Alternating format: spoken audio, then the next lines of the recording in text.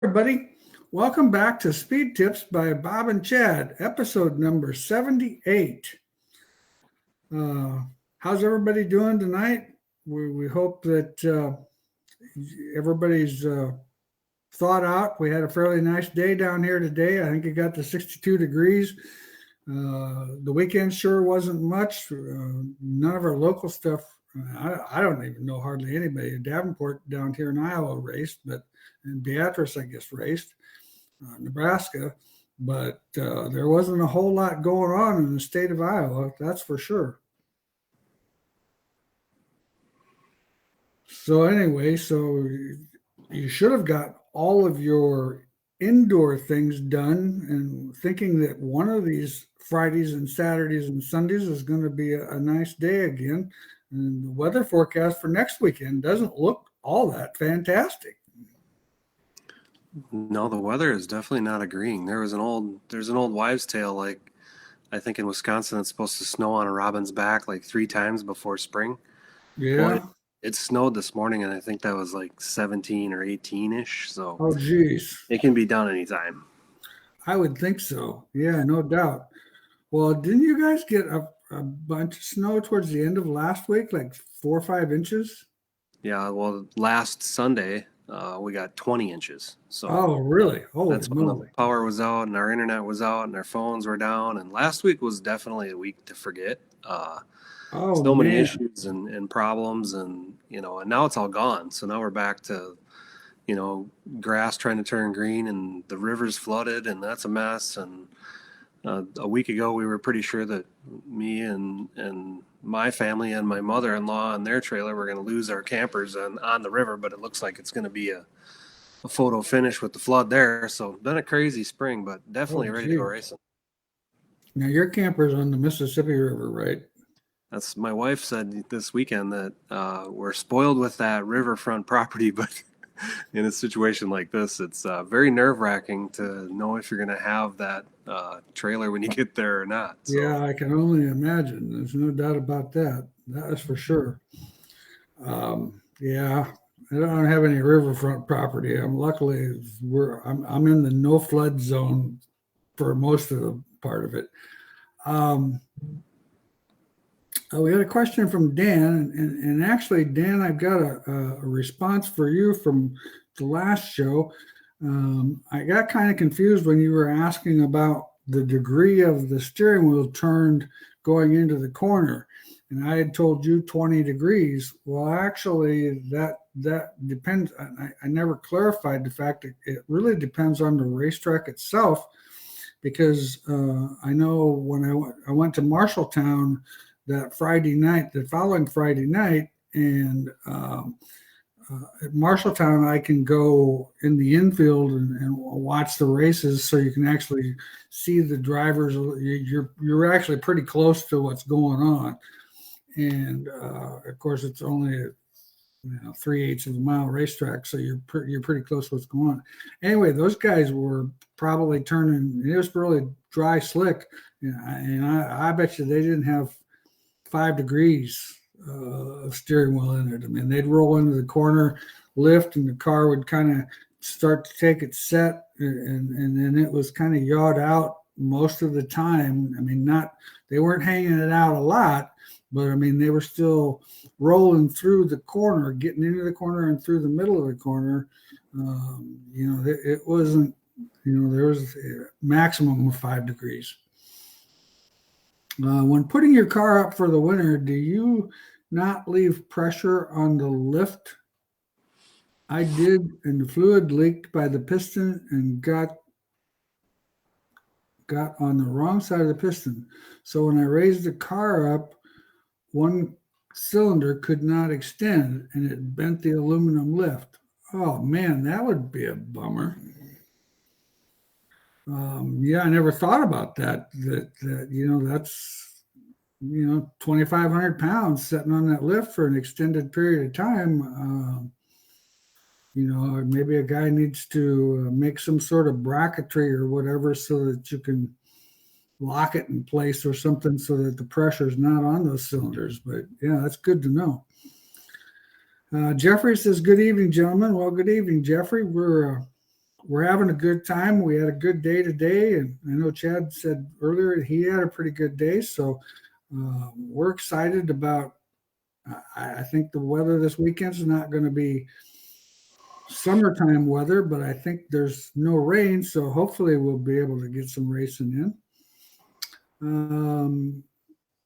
Henry just received his new line pull bar and wanted a recommendation on pinion angle. The old system was a solid bar and was set at 6.5 degrees. Please advise and thank you for your time. Well, thanks for getting your new line pull bar. That's exciting. We always run 7 degrees, 7.5 degrees is what we normally set everything at with that new line bar. That new line bar only moves an inch, inch and a quarter at the most. So, you should be good with 7 to 7.5 degrees. I know there's some guys that run more pinion angle. I don't know. I try to run the minimum amount of pinion angle that I absolutely have to, so that when it's all tractioned up and at its load, that it's pretty close to zero, or only has about 0.5 degree in it. Is a 13-inch 175 spring too soft for a sport mod? Depends on which corner you're asking about there, Mason. In my opinion, it's a little soft for the right rear. I've never had great success with anything less than a 200. Normally, we run a 225 on the right rear. That left rear, that's all over the board. We've got guys on 100s and 125s, 150s. We've got some guys on 175s on that left rear. It kind of just all depends on what kind of system you're actually running, whether you run that light spring or whatever. I myself am not that super fond of that real light spring. I still like that 125 to 150 range is probably what my recommendation is for a left rear. Zach, what's a good direction to go when you can't feel the track on a spotty heat race setting and feels like you lack side bite or drive off the corner on an IMCA modified? Boy, that's a good question. I'm assuming you're probably talking, you said heat race. A lot of times the heat races, depending on how they prepare the racetrack and stuff, like Boone Speedway can be kind of greasy, and you almost got to set up for a greasy heat race like you would a dry slick feature, where you put soft right side shocks on the car and put a little bit of lead in the rear end and try to get the best traction you can, which is very difficult because the heat races, like I said, if they're not tacked up, they can be a real challenge. Because at least with the dry slick feature, you're getting some heat in the tires. Where when the racetrack's greasy like that, there's no heat in the tires, so it's tough. A little more J-bar, like I said, you're just going to have to do about the same kind of stuff as you almost would on a real dry slick, slow type heat race or feature. Jacob, need to free up a USRA 3-link from the center off. What are the things that you can do to help that? I tell you what, from the center off, I'd probably look at putting some angle in the right rear trailing arm. That to me sounds like that would be a real good idea. A little bit more tire stagger would help free it up off the corner and help it get through the middle of the corner a little bit better. What's your suggestions, Chad? Yeah, I'd like to play with that right rear trailing arm for sure. Yeah, that's kind of my go-to on most of those deals. Is most racetracks, I never adjust the left trailing arm unless I'm linking it to put lead in it. I always play with the right rear trailing arm and moving that up or down, or depending on what I need the car to do. So that's what my recommendation would be. Dan, it would be nice if a chassis builder could give you a flash drive with the basic setup of the car and you could download it to the Circle Track app. Well, I think that'd be a great idea too. That's on the list. We're working on it. We're trying to get it to where it'll import. They would just provide the information and put it in the app for you. So that's coming. The app has got a lot of a lot of cool things, and the more you guys use it, the more ideas we get on how to improve it and things to make it better.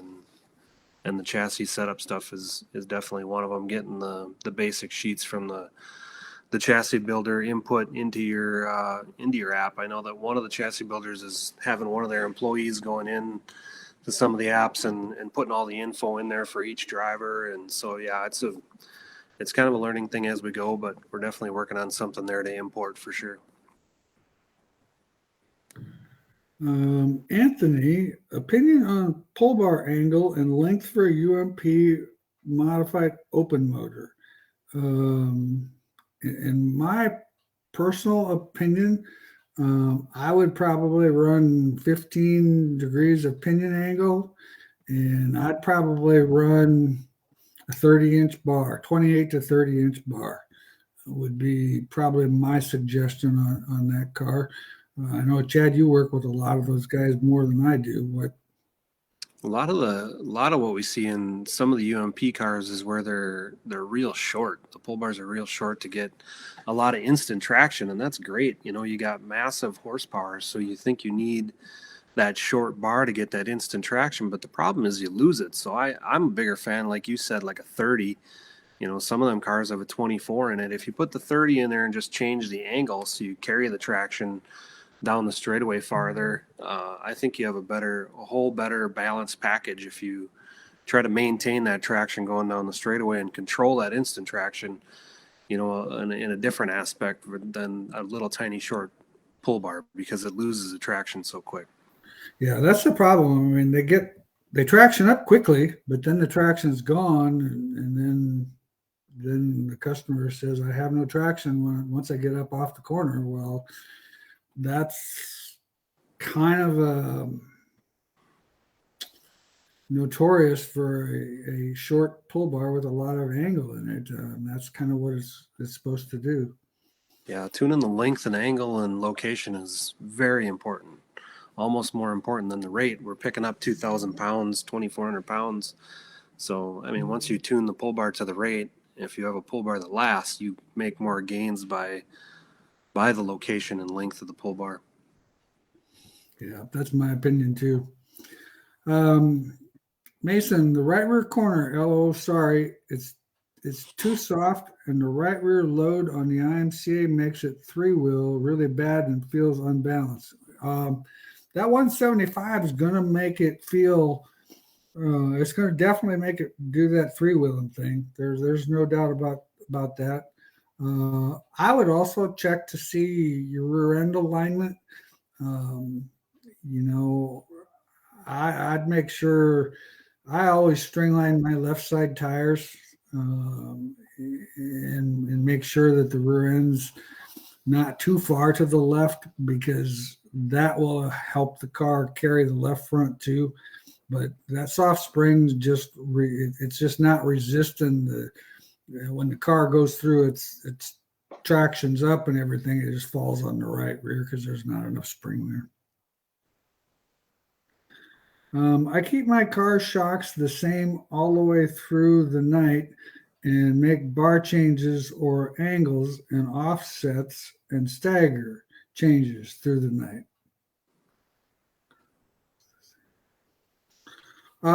Well, you know, and that's definitely, you know, there's a lot of guys that do that. I mean, you know, like Jake McBurney, who's got one of our cars. We very seldom, in fact, the only shock we really, well, I'll take that back. We do change the right rear from time to time, and then sometimes we change the left front. But I know we got a lot of customers that do the same. They keep the shocks the same and tune the rest of the car around it, and whatever works for you. I mean, if that's working good, sounds like a plan to me.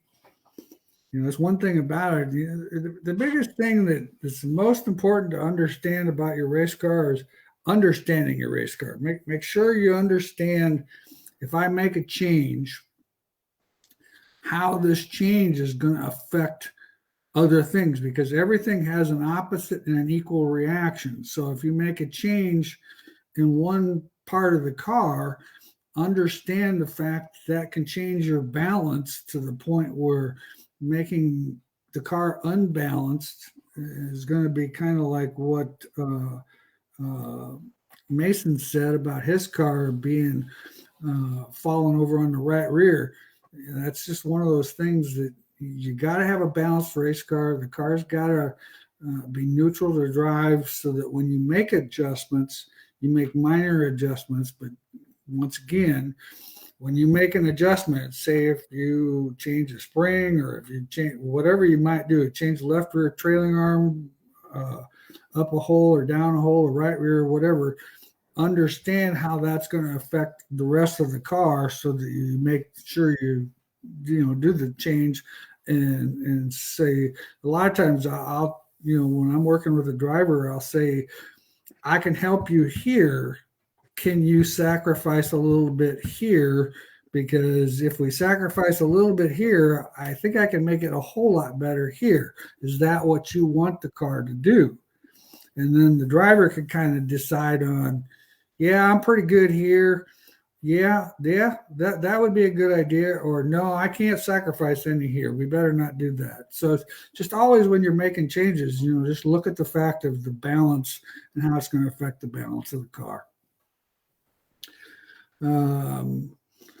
Mason, is too soft on the right rear spring load, like a 225 13 and loaded at 287 pounds at right height, would that cause it to three-wheel and feel unbalanced?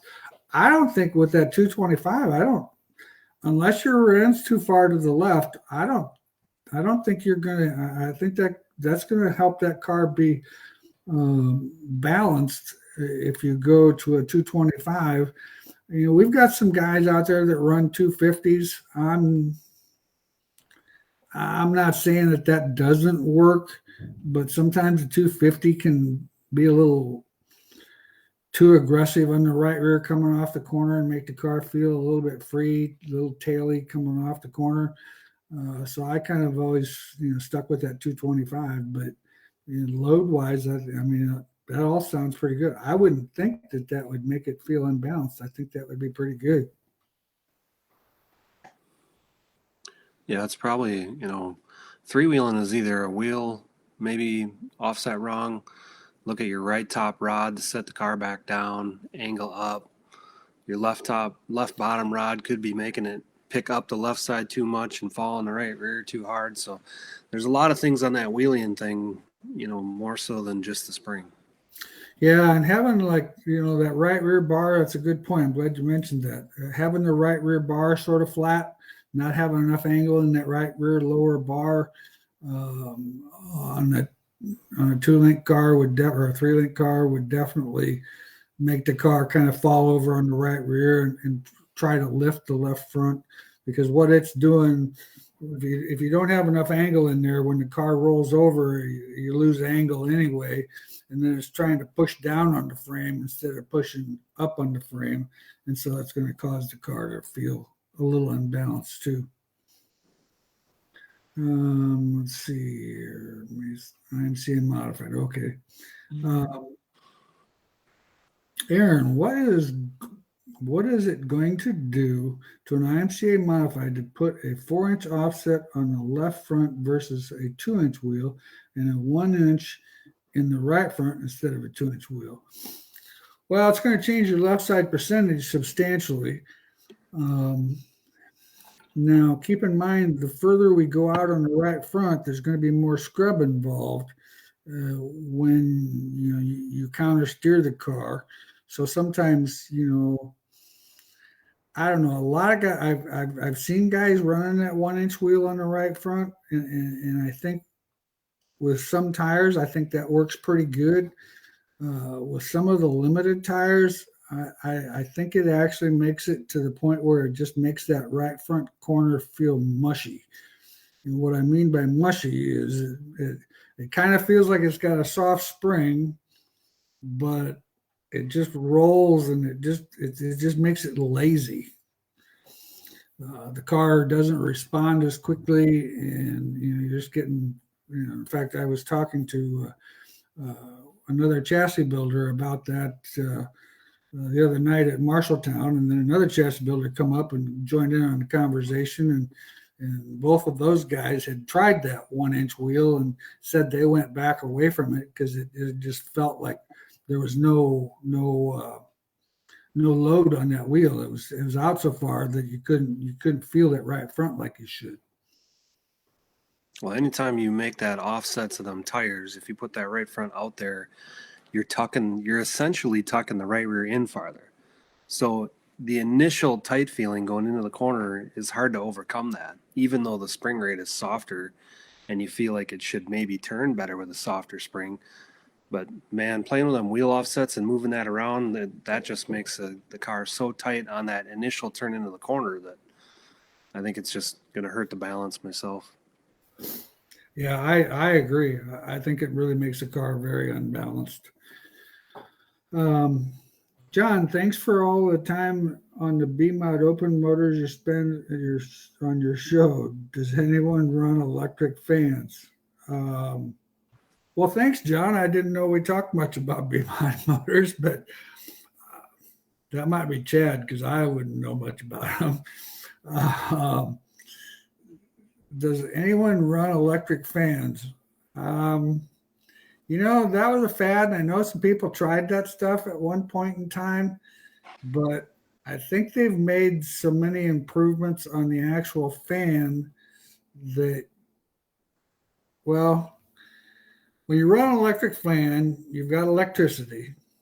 When you got electricity, you can have shorts, and you can have batteries going dead, and you can have everything under the sun going wrong. So myself, I don't like to add an equation to my race program that has a lot of ifs with it, or situations where there's more chances where things could go wrong. So I'm not a fan of the electric fan. So I wouldn't really be able to give you a lot of, but I can't think of anybody that's running an electric fan. Yeah, the problem with the electric fan is you just about, you pull so back in the day we wanted to take the fan off the motor, or the engine, so you had that less rotating mass and run an electric fan, right? And then you drain your juice through the whole night, so then your battery's dead and you don't have enough spark. So then you got to put a what on? An alternator on, which drives off of a what? The motor, the engine. So I don't know. I think it was a wash. Like you said, the fans have come so far in the technology that I'd stick to the engine turning the fan. I don't know that white bladed fan that we sell a fair amount of them, and people seem to really like them. I wish I knew their name, but I'm kind of somewhat removed from the actual parts sales of some of these things. I just see the things that are cool and know what sells, and don't know much about it. I just look at it. If it sells, it must be working pretty good. And I know we've got a lot of customers on them, so I don't know what the brand is, though. I apologize for that. Blake wants to know, is there a sweet spot for travel on a fifth coil car? What's the consequences of too much or too little travel? Well, in my opinion, the 2 inches is about kind of what, when we were running that stuff, that was kind of the go-to number was 2 inches. It seemed like if we got more than 2 inches, because keep in mind, the actual pinion movement with that spring being clear up inside the car, 2 inches on that spring would be like 1.25 inches, or an inch on a pull bar almost. I do remember when we were doing a lot of experimenting with that, if we went too soft on spring and got more movement, the car was lazy. If we went too stiff on the spring, the car might not hook up as quickly. And I shouldn't say that. It didn't seem like it carried the car as long. It hooked up quicker, off the corner, but it didn't carry the traction down the straightaway as long. So the too stiff seem to be, in my opinion, limit the length of the traction. The too soft basically just made the car lazy. It was just, you were just creating movement, but you weren't creating lift and transferring weight to the back of the tires. Let's see here. Jig, car still three wheels in the middle of the corner. I have moved my right rear out, my left rear in, 200-pound springs across the rear, J-bar centered, rear end is aligned measurement to what the builder says for UMP Pro Mod. Wow. Well, there's just almost got to be something to, I mean, it sounds like it might need a stiffer right rear spring. I don't know if it needs that stiff a left rear spring, but I would probably consider going up on the. If you move the right rear out, you've done everything I could tell you to do. You got any ideas, Ted? Well, UMP Pro Mod, I think that's a 4-link car, so same thing like we said before with that right top rod to sit it back down. Yeah, I mean, it could be a weight balance thing too. Even though the J-bar is at the center of the pinion, you have too much angle in it. If it is a 4-lane car, the left bottom rod could be picking up the left rear too much. So it's got to be something of a little bit of a balance issue there that you're just missing there. But ProLink is a 3 mod, he just said. Okay, or Pro Mod is a 3-link. I got it. Yeah. So, I would, I don't know what you're running for angle in the right rear bar, but I would probably put that at 8 to 10 degrees. And then the left rear, of course, I like to run the left rear at about 28 degrees. But yeah, I think Chad's right on bar angles. I think are crucial on that deal. The other thing could be depending on where your mounts are on the rear end, because like say if you had the right rear up closer to the axle housing and the left rear further away from the axle housing, that's definitely going to do that. That's going to make that thing want a 3-wheel all the time. It's going to give you tons of traction, but it's going to be a little more of an unbalanced car to drive. possibly needs a softer left rear too to get that spring split in the back. I think so. I mean, I think, going to a 150 or something like that would probably be a little better. A little stiffer right rear, softer left rear. That would be my go-to. That and making sure I got some angle in that right rear rod. But I would check making sure that the location of my arms on the rear end, that they're relatively the same. And that hopefully that gives you some ideas. Garrett, what do you recommend for rear spring loads at ride height on a Wasota B mod? I don't know if I could tell you the rear spring loads on a Wasota B mod because I've not actually messed with a lot of that. That's something that my old buddy Dave Kane would be a good one to contact on something like that. He could give you those answers. He does a lot with those Wasota B mods, and I would think he would probably be able to help you out. Just tell him that the boys on Bob and Chad said to call him. And if he hangs up on you, you'll know, don't believe us anymore. Let's see. Doug. Sport mod. Watching my GoPro, our car starts to turn in good. About the time I turn it back to the right, it gets tight and loses forward drive. 250-pound right rear spring, thinking a 225 would help. Making the Panhard bar out. What's your opinion? Yeah, the problem you're on the right rear too hard is the problem. I mean, it's moving that right rear out. I don't know if you can run wheels. Well, no, you can't run wheel spacers on a sport mod. Technically, moving the right rear to the or moving the whole rear end to the right side just a little bit might not be a bad idea. The 225, I think, would help, but the Panhard bar is going to be your biggest adjustment. Taking and leveling that out, maybe on a sport mod, on a normal sport mod, we run about 15 degrees when it gets dry slick, and about 10 when it's got some traction in it. That would be my suggestion, is that the Panhard bar would be the way I would kind of go on that. CJ, Chad, rocking the new look on the new hat, looking good. I just cleaned it. It's actually pretty mileaged out. Awesome. Okay.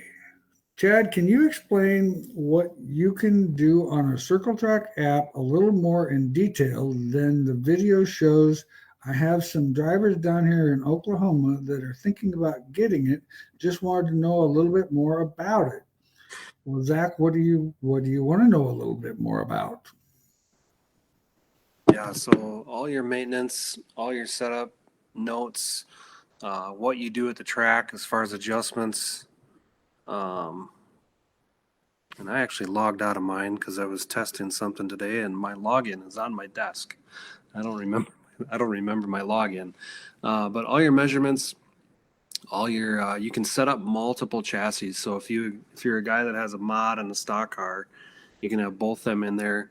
The measurements kind of cater to the chassis type, whether it's a stock car, late model, modified, B mod, sport mod, and all your data that you take at the racetrack, put into there, what adjustments you make, where you finished, all the maintenance of the car. So each component has a lap feature with, if you got to work on something, change the engine oil every 500 laps, whatever it may be, that's all put in there. The entire parts list of the car.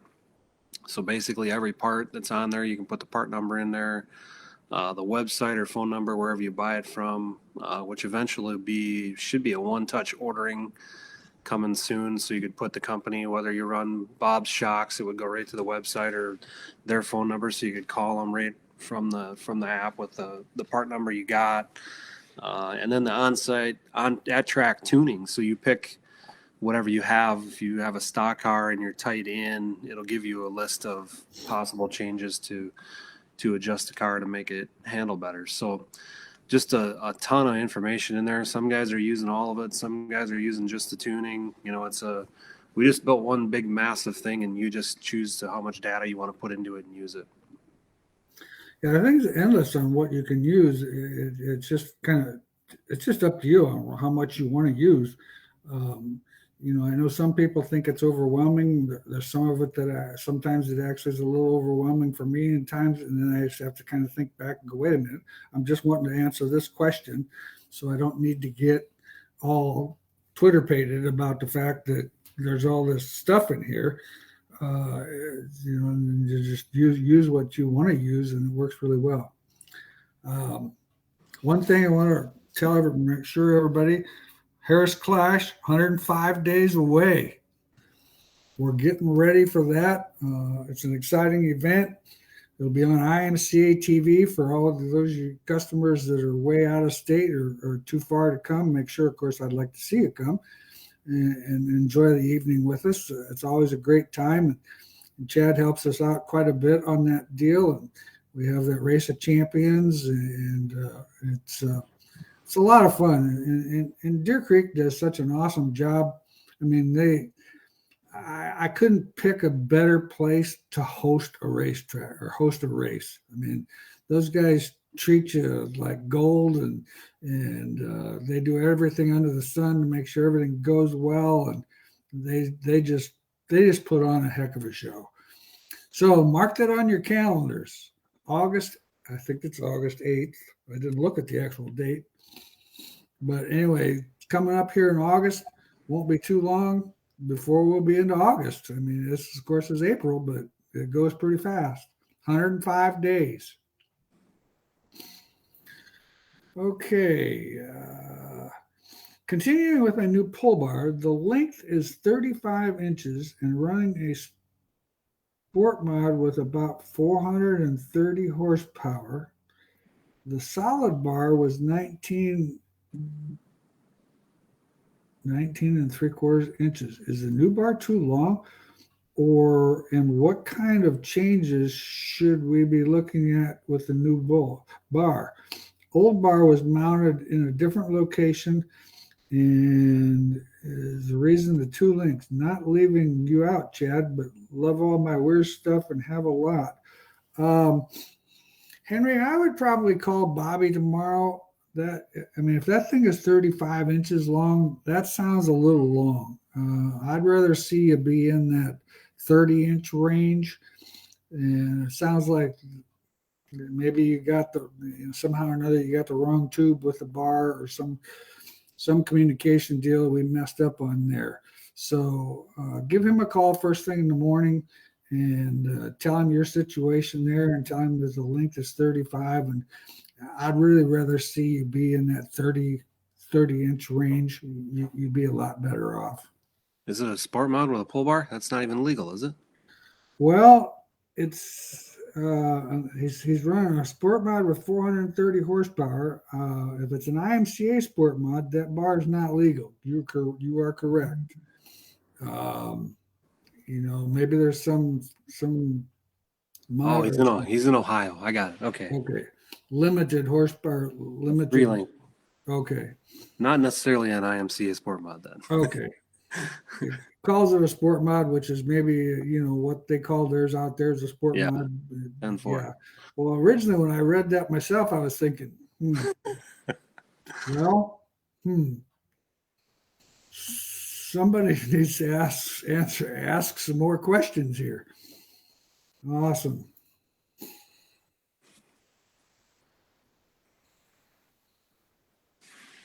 Okay.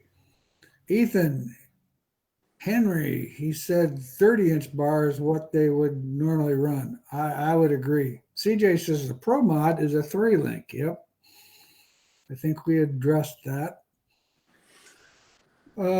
Marcus, do you think it's worth buying used WISSOTA 35 tires, or just get the new ones?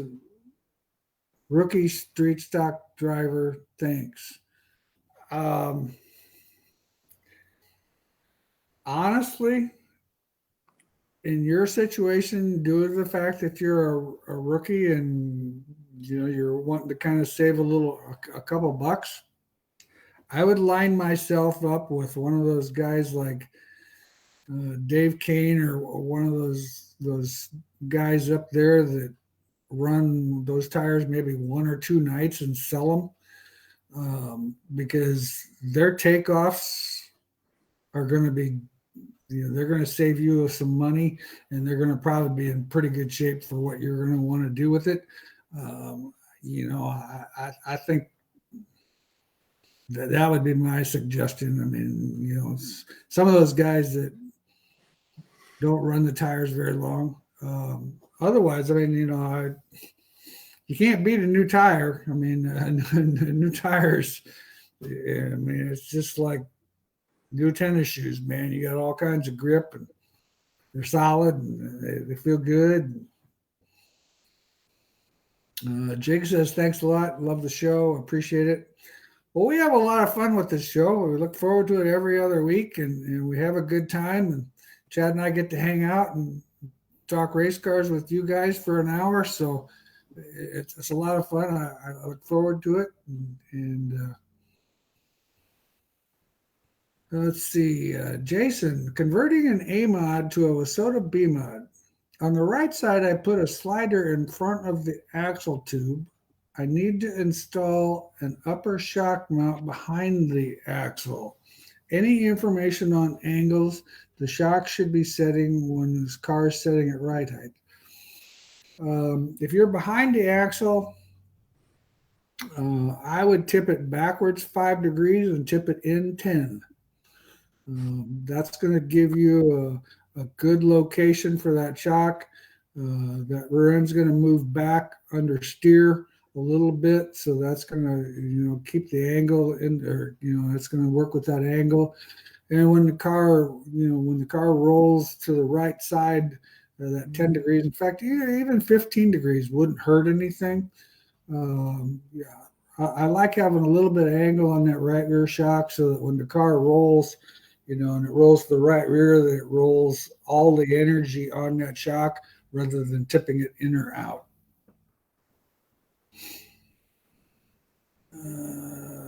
Tim, Jacob Potter, heavier right rear spring, lower the left trailing arm, was having the same issue, and that fixed mine.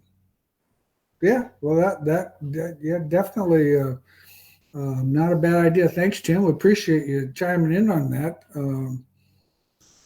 Good to know. Good to know. That's a good idea. I never even thought about that, but that would definitely help because sometimes we get too much angle in those things, and then when you get traction in the racetrack, that can be kind of a mess. Okay, Zach wants to know, when do you think the monthly payments will be updated? I assume you're talking about the app where we did it yearly, just be for the ease of just one-time purchase. But we are moving to the platform where it's paid for when you download it because it'll make the process easier. I was stubborn and didn't want to pay Apple and Google their fees, but it's going to be a lot easier. So I don't know if we're going monthly then when we do that, or if it'll stay annually. But I'll talk to the developers there and see what the plan is. I just figured one payment was easier than 12, but Yeah, no, we don't need to make the processors rich. that's the best. That's how we do the knowledge center, and it just we thought about the monthly deal, and that's just one of those deals where on a credit card, and all of a sudden something happens with the credit card, you get a new one, and you don't update the information. I mean, it's just a lot easier to do a yearly deal. CJ, what are your thoughts on right rear chain mount locations on the rear end, next to the bell or next to the cage? I would definitely go next to the cage and straight up and down, or relatively straight up and down. Um, I don't like on the right rear. I don't like getting it in too far. The left rear is definitely a must to be in by the bell, but the right rear, I like it out there by the cage.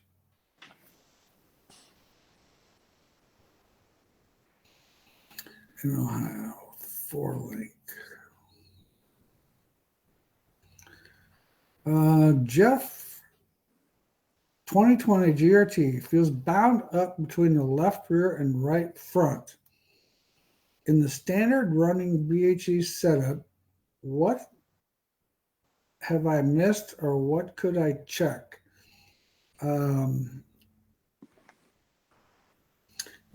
Yeah, I just make sure that my pull bar upper link is not doing anything funny, that there's no binds there.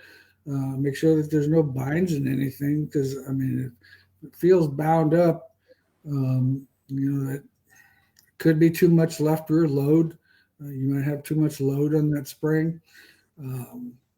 There for a while we were running 200 pounds of load in a lot of things, and we've kind of backed off that. We're back down there to that 100 pounds of load on those springs, just because of that fact that it was getting, the car just felt rigid, and then it wasn't very balanced. So that's some of the things that I would check. Yeah, time to pull the springs out and just run that thing through motion so you can feel it with no spring pressure, so you can move the lowers up and down and the rear end up and down, make sure the heims are all good. Yeah, because there could be there's definitely sounds like there could be a bind someplace, and that would definitely do that. Zach, on an IMCA modified, In both of your opinions, what's the best way to groove and sipe tires, and how much is too much? Well, in my opinion, when you have a limited tire, it doesn't make a lot of sense to take surface away from the tire. So the more you groove it, the less tire you actually have. Siping it, it just all depends on what you want the tire to do. Right front, we sipe it at a 15-degree angle so that when the car goes into the corner and you get under brakes, it helps the brakes. The right rear, we sipe it uh, around the tire and across the tire. Across the tire gives you traction. Around the tire gives you side bite. Left rear, I'd probably do the same thing. We don't necessarily do as much around the tire as we do across the tire. And the left front, I pretty much mimic whatever I do on the right front. That's my opinion. After the tire's used up a little bit, your grooving might definitely help you for a heat race. But don't let anybody kid you that grooving a tire is going to make that car better in a feature on a dry slick racetrack, because it will not. You're taking surface away from the tire, which you don't have a whole lot of surface to begin with.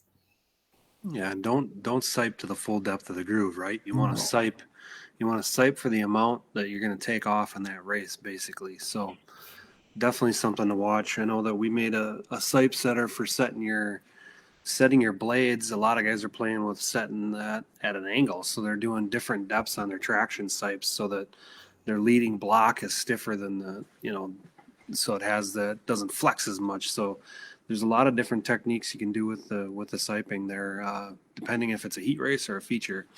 But I think the goal always was, when we were racing, to have at the end of the feature the sipes were basically gone. Right.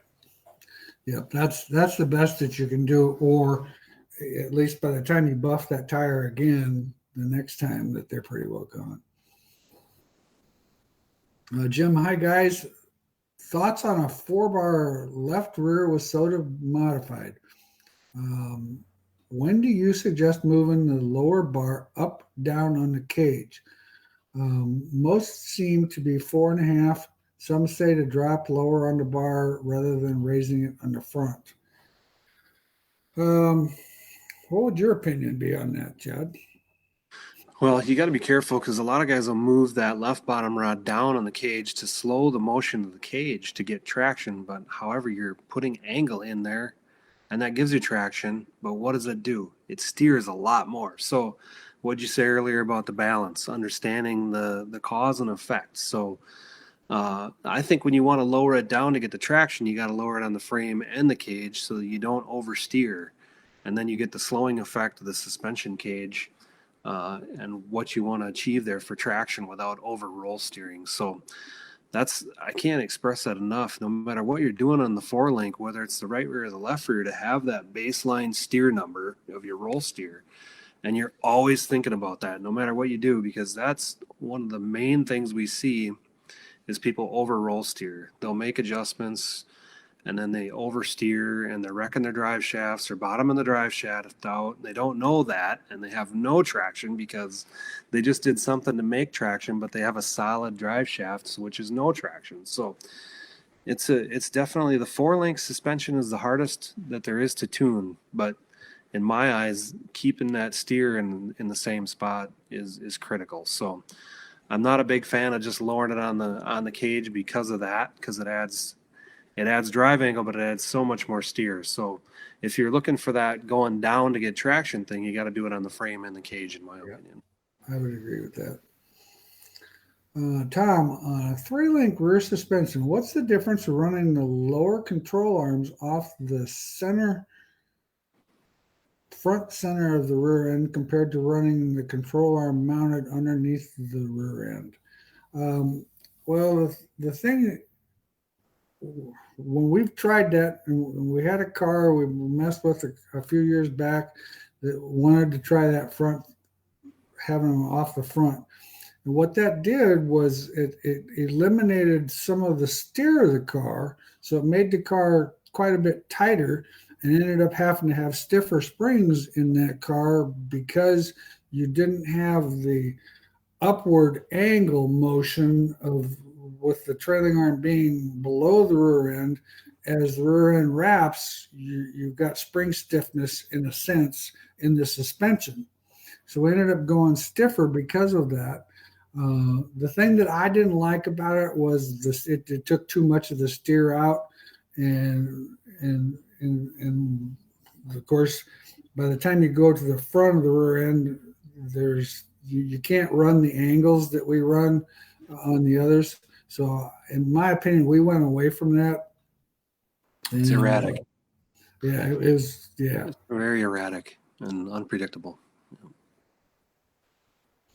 Mason, so you're saying I don't need 350 to 400 pounds of wheel load on the left rear at ride height and an IMCA? Well, Mason, I'm not saying that you can't run that, but boy, that's an awful lot of wheel load. I mean, we we struggled when we went over 200. It seems like, oh, right rear, okay. Left rear that's too. a whole different conversation. I'm thinking, whoa. Left rear, I'm thinking, whoa. Well, I'm not saying you don't need that. To be honest with you, I'm not sure I can completely clarify that for you. I mean, that sounds like, I don't know. You worked with guys on right rear loads a lot? Are we talking about the load on a scale, or are we talking about the load on the coilover? I would think that he's probably talking about the load on the coilover. So I think the 350 is probably the right range there. I believe. Yeah. Numbers are all over the board, but 350 to 400 load on the spring is probably pretty close. Yeah, I would.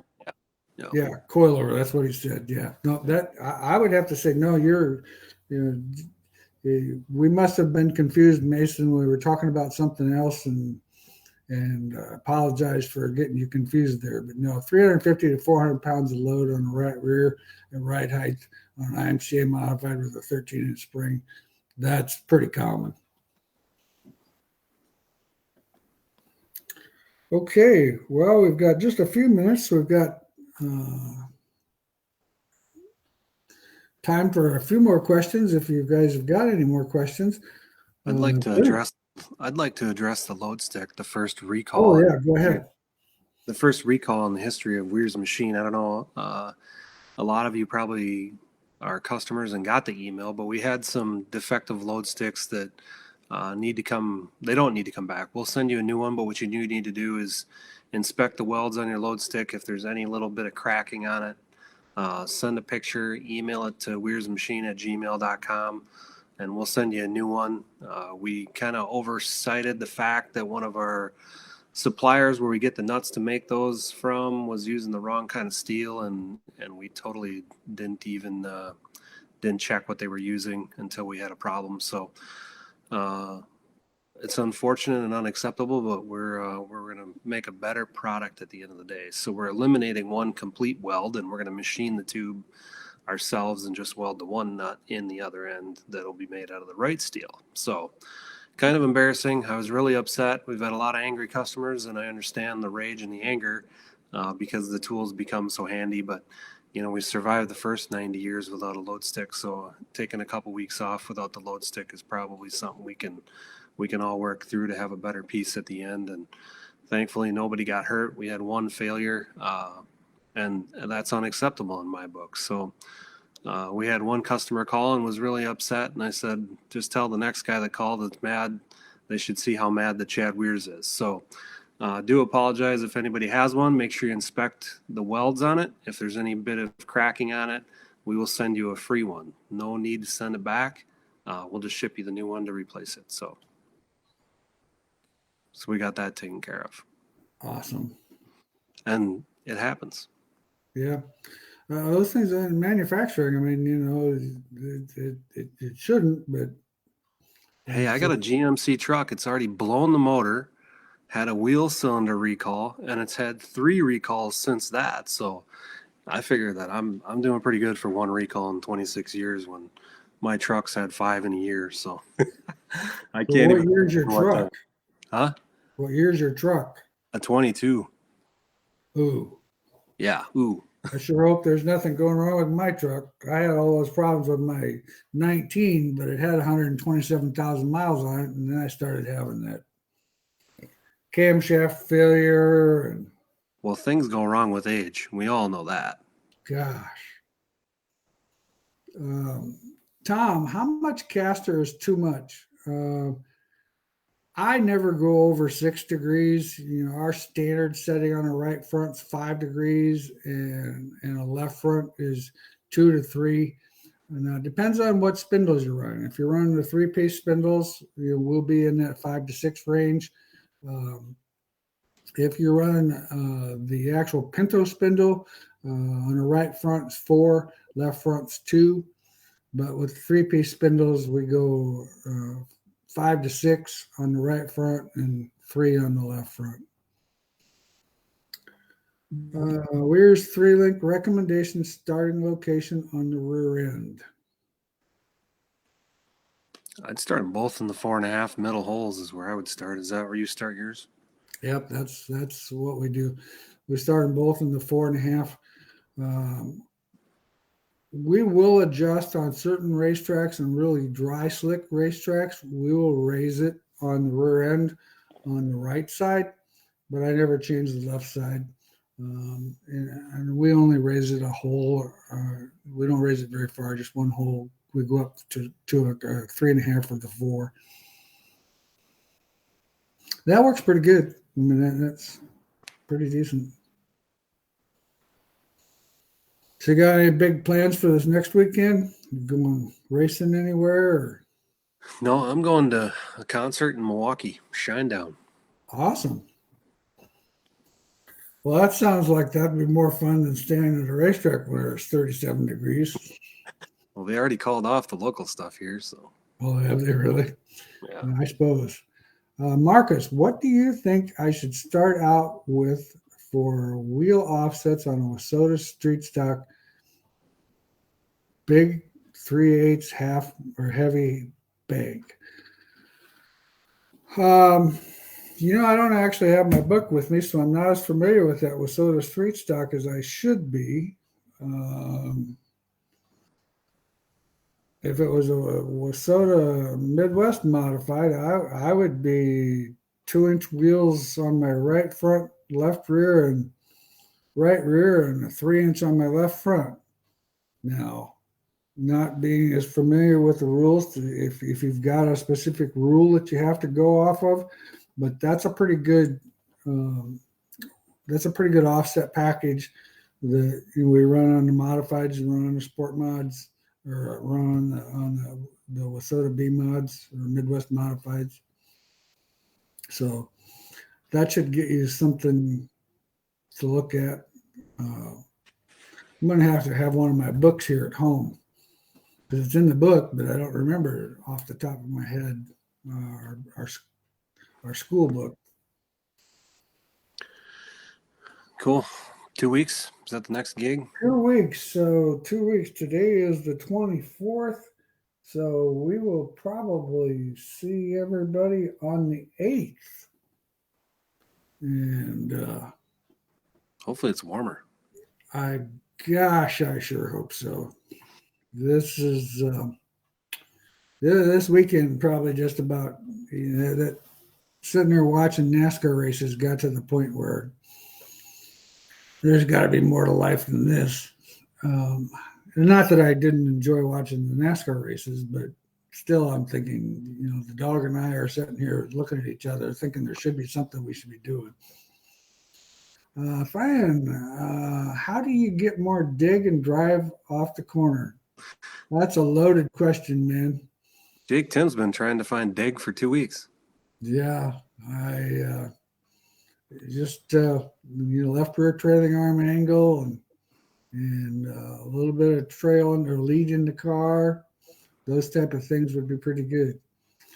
All right. Well, it's 8 o'clock. We'll see everybody in 2 weeks. We appreciate it. We had a good time, or I had a good time tonight. I can't speak for Chad, but I'm pretty sure he did too.